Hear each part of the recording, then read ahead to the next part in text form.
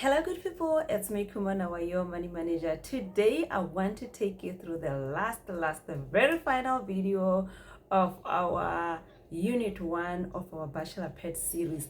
Like I have promised, I'm sharing with you the numbers. You know, numbers are very important to you as a real estate investor.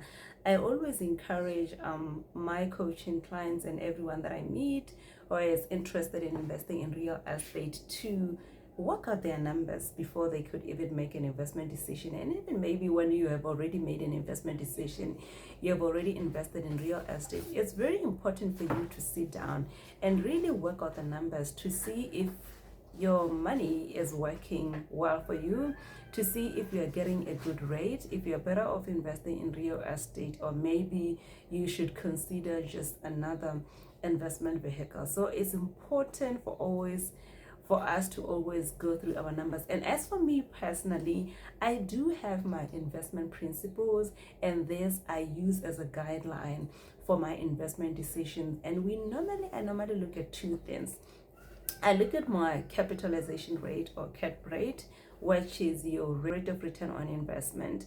And I've said that for real estate, I'm always going to look for 15% and above as my capitalization rate or my rate of return on investment. And when it comes to the second principle, I look at my investment payback period. I want to invest my money in such a way that it's not going to take me more than 10 years for me to recover my money. And how do I recover my money in real estate? Recovering my money, I'm looking at the cash flow that I'm getting.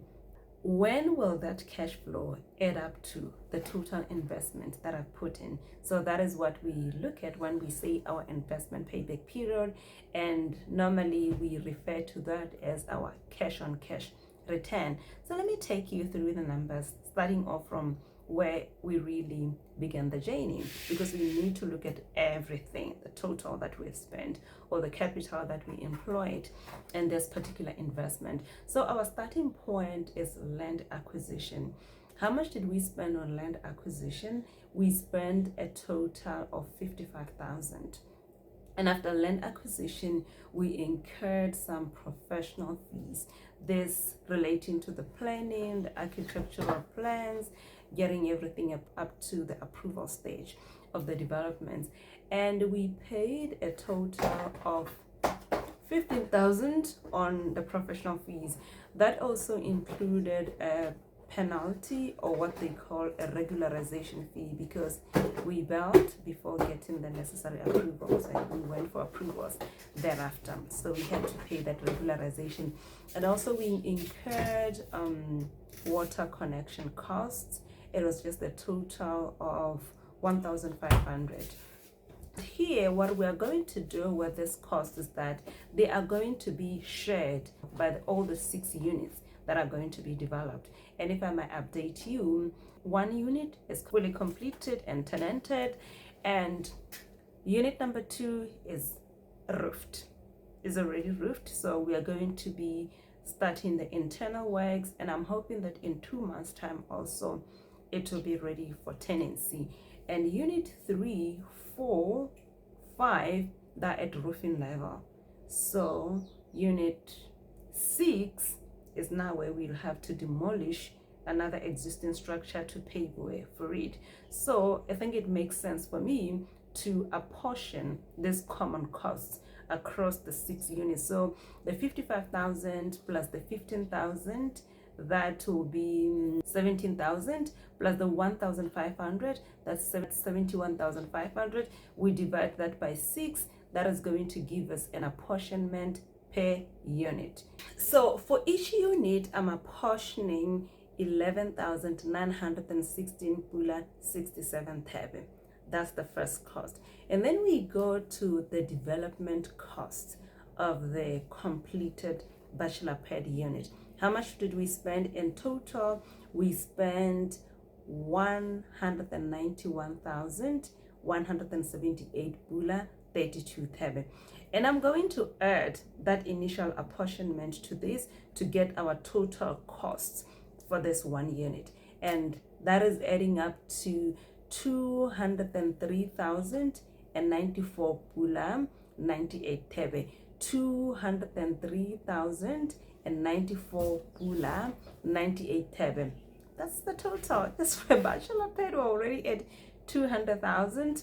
Remember, there's a video that I've shared, I think a couple of months back, actually admitting that we've really made a lot of mistakes. And these are the mistakes that we will correct along the way, but it is what it is. We spend over 200,000 on just one unit. So let's see whether that will meet our 15% criteria for capitalization rate. We continue. After knowing the total costs, the capital that you've invested, we now need to move to the income. So how much income are we expecting from this unit? We're expecting, or we'll be getting 3,000 monthly. We are going to annualize that. 3,000 multiplied by 12, we're getting 36,000. That's the total income. And then what are the operating expenses that we are going to pay? Remember, rental properties, you have to treat it as a business, and you need to remember that you are going to incur some expenses to keep this running. So all the operating expenses that you're going to incur, you need to account for. So here, the most obvious expense that we are going to incur is garbage collection. In terms of the utilities, we are going to do separate meters. We're going to do separate electricity meters. We're also going to separate water. So that is now going to be the responsibility of each tenant. And garbage collection, we are looking at 2,500, but we're going to negotiate it to half of that because it's just one unit at the moment. So that will give us a total of what? 1,500. And then also I am reserving 5% of the rental, and this 5% will cover maintenance, taxes, and any other thing.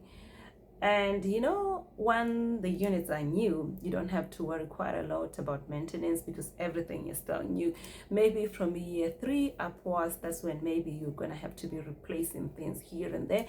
But I'm reserving that 5%, and that 5% of the 36,000 is 1,800. So our operating expenses, we're looking at 3,300. We are going to less this operating expenses from our gross income, gross rental income, and that is going to give us our net operating income. And where is that net operating income? We are going to be at 32,700. Net operating income, 32,700. So now that we have the net operating income and we have the total capital invested, we can work out our rate of return on investment. How do we work it out? It's simply our net operating income divided by the capital, by the total capital invested or employed. And what do we get? That is going to be the 32,700 divided by 203,094 pula, 98 tebe. That is giving us a rate of 16% annually. There we are. Even though we spent over 200,000, at least we are meeting this one criteria that we've set for ourselves. We're looking for 15%, but here we got 16%. That's good for us. So it's a tick. At least we're meeting the criteria that we've set for ourselves. And then we continue with the numbers. The next thing that you would look at after the net operating income and after calculating your rate of return on investment, you would look at cash flow. What is your cash flow? So here the dynamics are going to change if you've used debt to finance the developments. Fortunately for us, in this instance, we did not use any debt. Our cash flow is just going to be equals to our net operating income because there is no debt anywhere here. So our cash flow is 32,700. After that, we move to the cash on cash return, the one that I said it measures your investment payback period. So how do we work it out?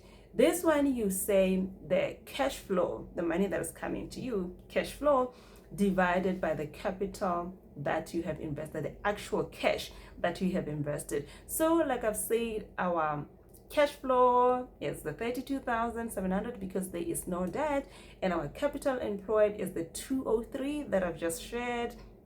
That's it. So our cash on cash rate is still going to be 16%. But now let's move to the interpretation of this. What actually does this 16% tell us? So normally what I'll do is I'll take 100% divided by the 16% to translate it onto years, because we are measuring our investment payback period in years.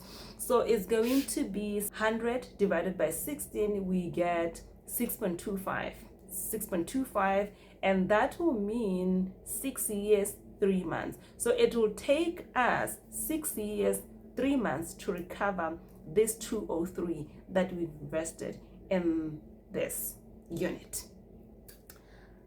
Is it really a bad investment payback period? I wouldn't say it's bad, because the industry standard is the acceptable industry cash on cash return is 10 years. So we're getting less than 10 years. So we are within the industry standard 6 years. But personally, I set myself at 5 years. But unfortunately, this particular project is not delivering 5 years. And this is why I've said to myself that, I'm just completing what I've started, and I'm never going back to this kind of project, because I've set this criteria and I have to make sure that I'm meeting them.